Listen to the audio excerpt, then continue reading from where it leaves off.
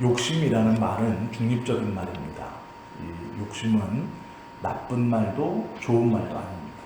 때로는 좋게, 때로는 나쁘게 쓰일 수 있는 것이 이 욕심이라는 이야기입니다.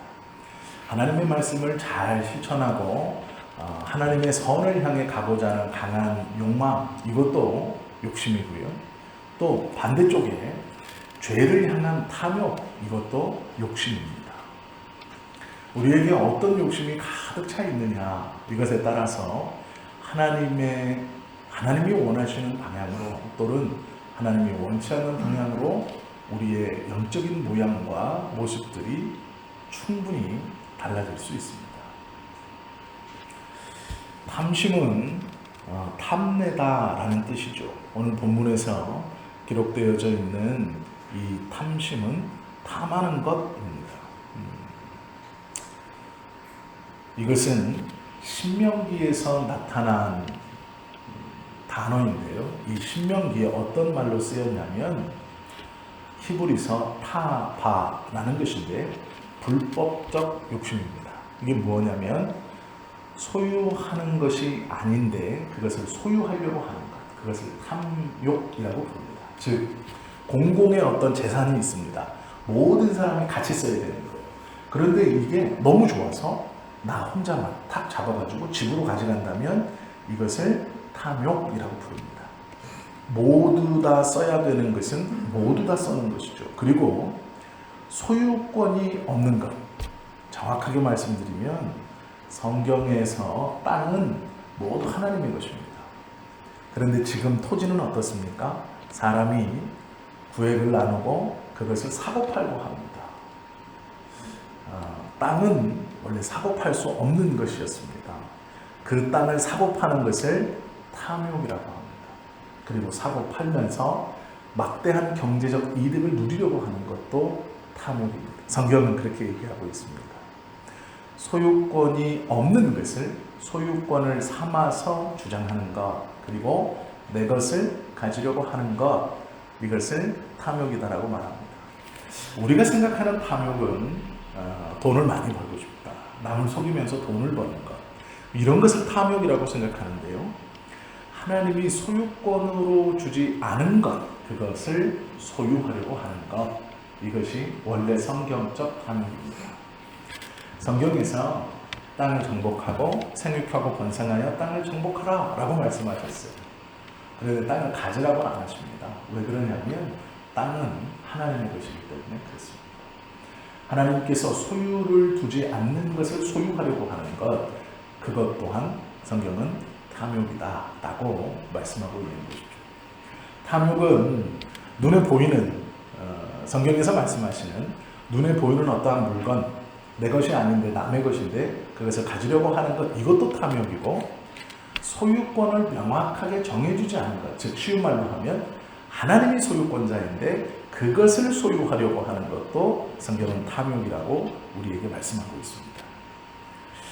탐하는 것을 금한다, 어떤 대상에 대해서 품는 해로운 욕심입니다. 이 탐욕을 품으면 해롭습니다. 내 것이 아닌 것을 가지려고 하는 것도 나에게 해롭고, 소유권을 정해놓지 않은 것을 소유권을 내 것으로 하여서 억지로 갖고 있는 것도 우리에게는 해롭다라는 것이죠. 야고보서 1장 14절 15절에 보면 이런 말씀이 있습니다. 오직 각 사람이 시험을 받는 것은 자기 욕심에 끌려 미혹됨이니 욕심이 잉태한 즉 죄를 낳고 죄가 장성한 즉 사망을 낳느니라. 여기서의 욕심이란 말은 조금 다른 뜻입니다. 에피듀미아라는 뜻인데요. 이건 식욕을 의미합니다. 식욕. 먹는 것을 의미합니다. 즉 맛있는 것을 많이 먹으려고 하는 것. 뭐 조금 먹으면 아니다, 이런 게 아니고요. 한 끼 식사로 정해진 것보다 더 많이 먹는 것. 성경은 이것 때문에 네가 시험 받는다 이렇게 말합니다. 저에게는 새겨들어야 될 말인데요. 음식을 조금 드시는 분들한테는 안 새겨들어도 되시는 말씀 같습니다. 식욕으로 인해서 우리가 하나님 앞에 죄를 범한다 라고 성경은 말씀하고 있다라는 것이죠. 욕심이 잉태하여 죄를 낳는다. 성경은 말씀하는데요. 이 죄 때문에 하나님의 생명에서 점점 끊어지니 이 탐욕을 가지면 안 된다라고 말씀하시는 거죠. 성경은 분명하게요. 눈에 보이는 것 중 네 것이 아닌 것을 탐하지 말라. 또 소유권을 정해놓지 않은 것 중 그것을 갖고 싶다 하여 너의 것으로 정하며 탐하지 말라 말씀하고 있습니다. 그리고 구체적으로 또 이야기하는 것이 있죠. 우리가 다 아는 것처럼 이웃의 아내, 그의 남종이나 여종, 그의 소나 나귀, 이웃의 소유를 들고 있습니다. 관계에서 맺어지는 재산, 남의 것을 탐하지 마라. 남의 사람을 탐해서는 안 된다. 물질을 탐해서는 안 된다. 이렇게 말하고 있죠. 이유가 있습니다. 여호수아서 7장에 보면 11절에 아간이라는 사람의 재판 결과가 기록되어 있습니다. 이렇게 성경은 말합니다. 이스라엘이 범죄하여 내가 그들에게 명령한 나의 언약을 어겼으며 또한 그들이 완전히 바친 물건을 가져가고 도둑질하며 속이고 그것을 그들의 물건들 가운데 두었느니라. 여리고성을 함락시키고 나서 하나님께서 뭐라 그러셨냐면 그 여리고성 안에 존재하는 모든 것들을 다 죽여라 이렇게 말했어요. 그리고 모두 다 내 것이니 너희는 손대지 말아라 라고 말씀하셨어요. 그런데 문제는 여리고성이 무너지고 나서 뒤처리를 하러 들어간 군인들 중 아간이라는 사람이 아주 좋은, 우리로 말하면 모피코트 정도 되는 수천만 원을 호가하는 이 여리고성에서도 흔하게 볼 수 없는, 조금 더 쉬운 표현을 하면 페르시아산 코트라고 말을 하는데요. 지금 우리로 말하면 이겁니다. 흰 담비 가슴털로 만든 코트, 이 정도 되는 거예요. 페르시아산 코트라는 건 그 당시에 흰 담비 가슴털로 만든 코트인데요. 아간의 눈에 이것이 보였습니다. 그래서 아간이 이 외투 한 벌과 그리고 은, 금 어느 부분을 은 200세겔, 은 50세겔을 따로 다른 천막 산 꼭대기까지 어떻게 가지고 올라갔는지는 모르겠지만 근처에 주변에 있는 산 속에다가 가져다 묻었습니다. 땅에 묻어두고 그 위에 자기의 물건을 놓았습니다. 여기서 말하는 산 속은 이스라엘 백성들이 여리고를 점령하기 위해 주변에 쭉 치워놓은 텐트를 말하는 겁니다. 여리고성 주변으로 200만이라는 사람들이 먹고 마셔야 했기 때문에 7일 동안 그 화살이 닿지 않는 거리 바깥쪽으로 여리고성을 빙 둘러서 이스라엘의 거주지인 텐트를 쳐놓고 있었습니다. 아간은 그 산 밑에 있는 자신의 텐트 아래에 그것을 묻어놓고 그 위에 자신의 것을 올려놓았습니다. 아무한테도 걸리지 않을 것이라 자신했습니다. 왜 그러냐면 다른 것은 50세겔이면 아주 묵직합니다. 200세겔이도 부피가 굉장히 큽니다.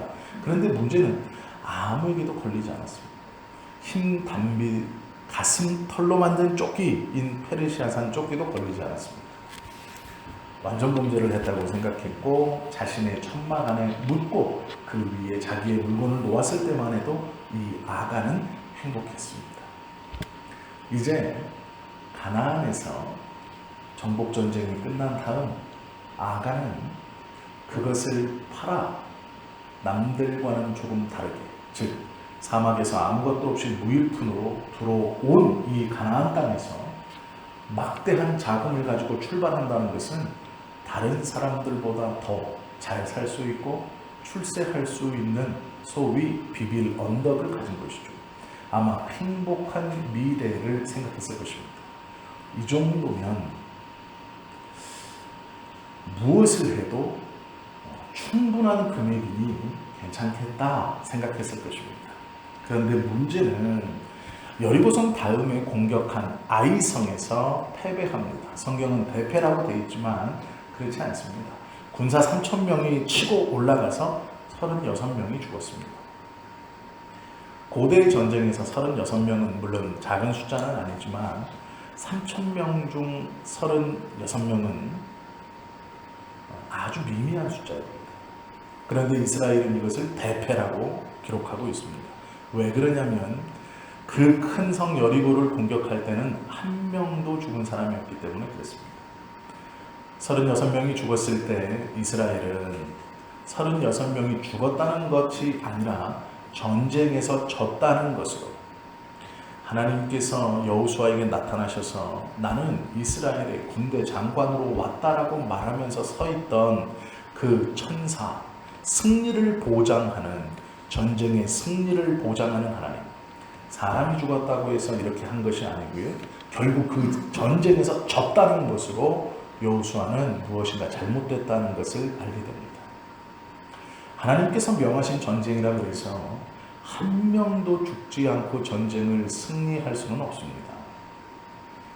생명을 앗아가는 것들이 왔다 갔다 하는 곳에서 하나님이 명령하셨다 하여 물론 하나님이 도우시고 은혜를 주시면 한 사람의 생명도 상치 않을 것이지만 일반적 전쟁은 그렇지 않습니다.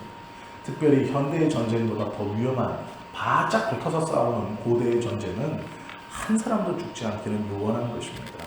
그런데 36명이 죽었다고 해서 여호수아가 무엇인가 잘못됐다고 생각한 것이 아니고 전쟁 자체에서 패배한 겁니다. 승리를 선언하신 여호와의 선언을 듣고 갔음에도 불구하고 가나안 전쟁을 시작할 때 하나님께서 무조건 승리할 것이다 라고 말씀하셨어요. 그 승리의 선언을 듣고 한 여리고의 전쟁은 승리했습니다. 그리고 아무것도 아닌 것이 분명한 아이성, 작은 성을 3,000명이 올라갔을 때 충분하다라고 여겼지만 그 전쟁에서 패배했을 때 여호수아는 무엇인가 잘못됐다라는 것을 느낍니다. 그리고 하나님 앞에 기도하며 이 전쟁의 패배가 36명이 죽은 것 가지고 여호수아는 문제 삼지 않습니다. 성경을 보시면 36명의 죽음이 애도된 그런 내용이 없습니다. 왜 이 전쟁에서 패배했는가를 하나님께 묻습니다. 최종적으로 왜 이 전쟁 자체에서 진 것입니까? 즉 이 말은 하나님의 승리의 선언이 왜 작동하지 않은 것입니까? 라는 질문이죠. 그때 하나님이 나의 말을 불순종하여 누군가 욕심을 부렸다라고 이야기합니다. 아간은 아이성의 전투에서 패배했을 때에도 불안하지 않았을 겁니다. 자신은 죽지 않았고 어떠한 상처도 입지 않았습니다. 그런데 문제는 여호수아가 이 백부장과 천부장들을 불러 모았을 것이고 소위 책임자들을 불러 모았을 것이고 그리고 이야기했을 겁니다. 전쟁의 패배의 원인을 하나님께 물어야겠다. 그리고 돌아 나와서 하는 것이 지파별로 제비를 뽑으며 누군가를 찾고 있습니다. 그 누군가가 아간인데요. 아간은 하나님의 것을 도둑질한 겁니다. 즉 하나님께서 나의 소유다라고 선언해 놓으신 것, 즉 이 땅에 사는 어떤 누구에게도 소유권을 인정해 놓지 않으신 것, 그것을 취했기 때문에 아간이 하나님의 것을 도둑질했다라고 말씀하는 겁니다. 돈이라는 것, 외투, 이것은 누군가가 가지고 있었을 수도 있고 아간이 그 누군가에게 빼앗았을 수도 있습니다. 그런데 여리고성의 전쟁을 보면요, 군사들은 다 죽었고 이스라엘 백성들이 그 안에 남아있는 모든 사람들을 죽이며 전쟁의 뒤처리를 하고 있습니다. 그렇다면 주인은 죽었을 것입니다. 아마 아간의 손에 죽었을지도 모릅니다. 아간이 그것을 발견한 것은 그 주인이 죽기 전 그것을 꼭 끌어안고 있었기 때문일지도 모릅니다. 이 이스라엘 여리고의 백성도 이스라엘 군인들에게 죽임을 당하면서 아간이 죽인 그 사람도 아마 짐작한데 그 모피와 금과 은을 끌어안고 있다가 이것만은 안 됩니다 하고 죽었을지도 몰라요. 그러기에 아간의 눈에 쉽게 띈 것일지도 모릅니다. 그러나 그 모피와 금과 은은 하나님께서 자기의 소유로 결정해 놓으신 겁니다. 그것을 훔친 것이죠.